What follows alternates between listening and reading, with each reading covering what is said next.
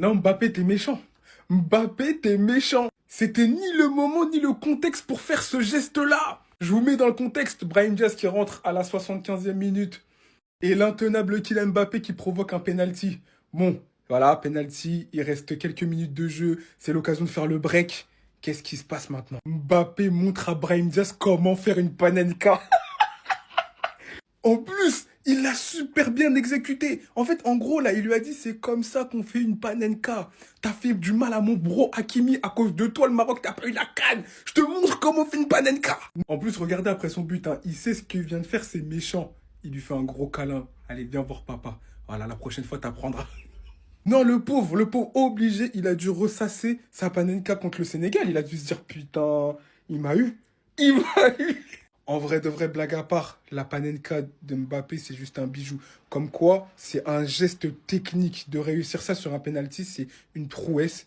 Mbappé l'a montré, mais franchement, pour moi, il aurait pu s'abstenir. Il aurait pu tirer tranquille comme d'habitude. En plus, on sait que Mbappé, il tire très très bien les penalties.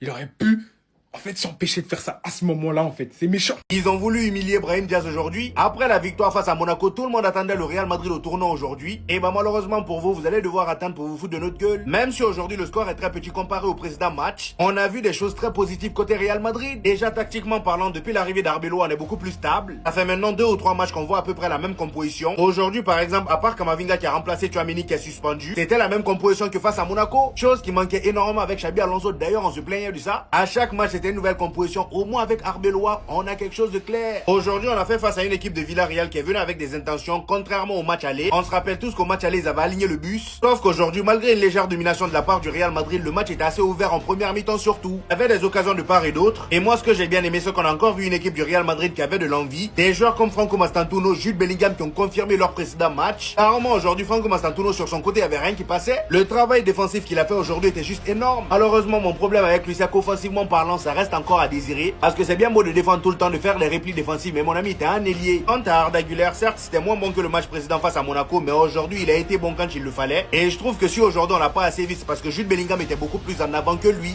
Et c'est justement ça qu'il faut éviter. Si Arda Güler doit jouer 10, il faut que Jude Bellingham reste derrière. Aujourd'hui, on va pas trop se plaindre, étant donné que Jude Bellingham a quand même été bon. Et le côté où il est un peu partout au milieu là, moi j'aime pas trop. Il faut que chacun respecte son poste. Et s'il y a bien quelqu'un qui m'a énervé aujourd'hui, c'est encore lui, Kamavinga. On est en 2026, mais le frérot il maîtrise toujours pas ses pieds. Ah, c'est quoi ces pertes de balles? En première mi-temps, on a failli se prendre un but à cause de lui. Offensivement parlant, on a vu un Vinicius qui était bien en jambes aujourd'hui, comme au match précédent. Malheureusement, Kylian Mbappé n'était pas très en vue, mais il a quand même fini par marquer, heureusement. Défensivement, on a eu un très bon Raúl Asensio et Valverde. Maintenant, faut espérer un faux pas de la part du FC Barcelone demain. Arbeloa en Liga, il commence juste à me casser les pieds, il commence juste à me casser la tête. Le Real qui gagne 2-0 face à Villarreal, les 3e de Liga à l'extérieur, on sait tous que c'est un déplacement compliqué, ils ont pas du tout tremblé. Villarreal, cette saison, ils sont là pour donner des points à Madrid et au Barça. Et quand je vois le niveau de la Liga cette saison, le prochain faux pas entre celui du Barça ou du Real, ça pourrait être fatal. Et c'est là où ça me fait mal la défaite qu'on a eue face à la Sociedad. Dans un match où on était bon, mais malheureusement ça n'a pas terminé au fond. Et là maintenant, c'est qui profite? C'est Madrid, premier, avec un match en plus, mais on n'a plus le droit au faux pas.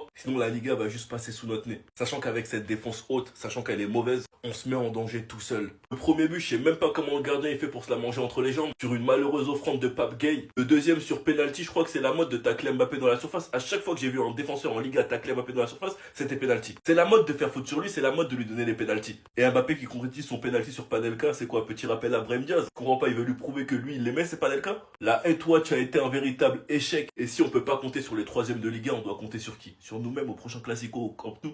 Enfin bref, sinon vous les gars, vous en pensez quoi? Ramenez-vous sur ça, parce qu'on s'ennuie. Brahim Diaz, je suis désolé. Mbappé, c'est tellement méchant de faire ça. Le mec est de retour au Real Madrid à peine sur le banc, qu'on félicite Pape Caille devant lui, et qu'on lui met un double zoom en pleine gueule. Comme si c'était pas assez, Mbappé marque un premier but, mais il marque un deuxième. Il provoque un penalty. Pour tuer le match, il te plante une panenka en pleine fin de match pour littéralement détruire Villarreal.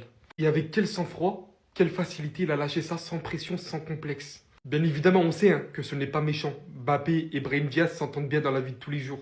Mais pour le coup, je suis sûr que Brahim Diaz, là, pour le coup, sur le banc, il a dû avoir un petit pansement. Je reviens dessus, j'en parle forcément, mais Mbappé, les gars, c'est stratosphérique. J'en ai forcément fait une vidéo où je demandais à tout le monde si la saison aujourd'hui s'arrêtait, qui était le ballon d'or, mais vous l'avez devant vous. Le premier but, il le marque d'un angle très fermé. Tu sais pas comment le ballon il rentre, tu sais pas comment il fait. Le Real Madrid a 1 point du Barça. Aujourd'hui, Le Real Madrid peine à tuer le match, à faire le break. Il provoque un penalty, il te met une panenka. 39 buts, toutes compétitions confondues. Toutes les compétitions majeures se jouent encore. Il a tellement tout pour lui actuellement. Il peut encore tout réaliser de fou. La question est, si la saison s'arrête ici, est-ce que Mbappé est actuellement le ballon d'or? Encore une fois aujourd'hui assisté par Vinicius, on a bien évidemment de quoi y penser. Un match encore une fois très complexe et on s'y attendait forcément. Le déplacement chez les sous-marins jaunes n'est jamais quelque chose de facile. Même si après un festival contre Monaco en Ligue des Champions, on s'attendait tout de même à quelques buts en plus. Finalement, comme lors du dernier match, c'est Vinicius qui prend l'initiative sur son côté, arrive à prendre le dessus sur son vis-à-vis et arrive à réaliser le dernier geste, donc la passe avant de se faire prendre. D'un angle aussi fermé, c'est Mbappé qui va venir terminer ça définitivement et inscrire le tout premier but du match. Comme si c'était pas tout, le mec provoquait un penalty et en plus de ça, signe une panenka pour le retour de Brahim Diaz. Brahim Diaz, je ne sais pas si pour le coup tu te trouves au mauvais endroit, au mauvais moment. En tout cas, il avait qu'une intention de montrer ce que c'était une panenka décisive pour tuer le match contre le Villarreal. Bien évidemment qu'on peut fortement y penser. À partir du moment où toute compétition confondue, Kylian Mbappé signe actuellement son 39e but, donc le but qui vient s'ajouter avec la panenka. 87 buts en 87 matchs pour le Real Madrid. Ça, c'est encore autre chose dont je parlerai dans mes livres. Tellement c'est devenu banal pour lui marquer des buts. Je sais pas comment il est arrivé à ce niveau-là. C'est une classe de segment en fait. Moi j'ai tout compris. C'est ça le Real en fait. Moi j'ai tout compris. Victoire 2-0, doublé de Kylian. D'ailleurs, on va revenir sur l'incident sur mon compte secondaire. Voilà, je vous le dis. Nous, on pense, c'est un club de foot le Real. Alors que c'est juste une classe pour enfants dissipés.